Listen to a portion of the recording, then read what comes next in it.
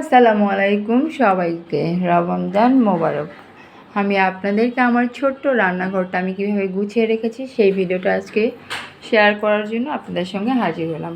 আমরা যেহেতু ভাড়া বাসায় থাকি, তো চাইলেও নিজের মন মতো করে গুছানো যায় না বা গুছানো থাকে না।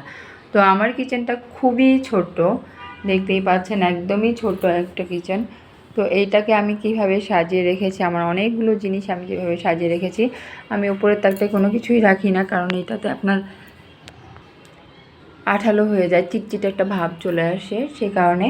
তো আমার হাতের ডান সাইডে আমার হচ্ছে শুধু একটা গ্যাসের চুলার জন্য একটা তাক রাখা আছে, আর ছোট্ট একটা তাক রাখা আছে যেখানে আমি কাটা বাছা করে রেখে দিই। আর আমার বাঁ সাইডে আছে, আমার এখানে কোনো রকম কোনো তাক দেওয়া ছিল না, তো আমি এটা আরএফএলের একটা হচ্ছে র্যাক কিনে নিয়েছি। তো এখানে আমি এগুলো আমার টুকিটাকি জিনিসগুলো আমি এইভাবে সাজিয়ে রেখেছি। আর হচ্ছে এটা হচ্ছে আকিস থেকে আপনারা পাবেন, এটা সচরাচর পাওয়া যায় না। তো এটা অনেক বড়, এটা আমার জন্য খুবই কাজে দিছে। তো দেখতেই পাচ্ছেন যে এটা কতটা বড় আর কি। তো এটা আমি আকিস থেকে কিনেছি মাত্র 2200 টাকায় আর কি, আকিস কোম্পানির আর কি। আর এখানে আমি স্ট্যান্ডগুলো হচ্ছে বেস্ট বাই থেকে কিনেছি। তো এগুলো দিয়ে আমি যেগুলো আমার জিনিস সব সময় ইউজ করা হয়, তো দেখা যায় চায়ের কেটলি বা ছোটো ছোটো জিনিসগুলো, সেগুলো আমি এখানে স্ট্যান্ডের মধ্যে রেখে দিয়েছি। আর এইটা আমি কিনেছি হচ্ছে উত্তরা হচ্ছে লন্ডন মার্কেট একটা বলে, সেখানে গেলে আপনি এই টাইপের জিনিস অনেক পাবেন। তো এইটা আমি কিনেছি ওখান থেকে, যে আমার গরম যেসব জিনিসপত্র রান্নার পরে রাখার, তো এইখানে রেখেছি। তো আমার টেবিলেই নিয়ে দেখা যায় রাখা হয়। তো এখানে আমি আমার এক্সট্রা হাঁড়ি পাতিলগুলো রেখে দিয়েছি আর কি, যেগুলো প্রতিদিন আমার লাগে আর কি। আর এখানে ছোট্ট একটা র্যাক, এখানে আমি বাটি টাটি যেগুলো ওগুলো রেখে দিয়েছি। আর এখানে আমার হচ্ছে যে ঢাকনাগুলো কড়াই সেগুলো রেখে দিয়েছি।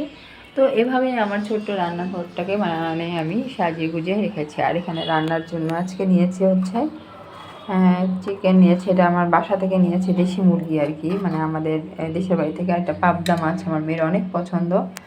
ধনিয়া পাতা সব কিছু রেডি করে নিয়েছি। আর পেঁয়াজ কলি, এটা আমি কখনোই খাইনি, বাট এটা একবার খাওয়ার পরে আমি এটার ফ্যান হয়ে গেছি। এত মজার এটা, আমার খুবই ভালো লাগে, আমার বাসার ছেলে মেয়ে সবাই খুব পছন্দ করতো এটা।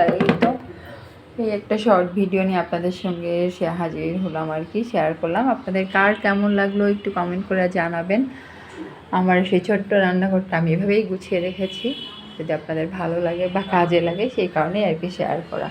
আর নিচে আমি মানে অল্প অল্প করে হচ্ছে পেঁয়াজ আলু এগুলো নিয়েছি। আমার পিছনে একটা বড় বেলকনি আছে, আমি ওইটা ইউজ করি, বেশি নিয়ে আসলে ওখানে ওগুলো সব কিছু রাখি আর কি। তো এই আর কি, আপনাদের ভিডিওটা কেমন লাগলো অবশ্যই লাইক কমেন্ট শেয়ার দিয়ে জানাবেন।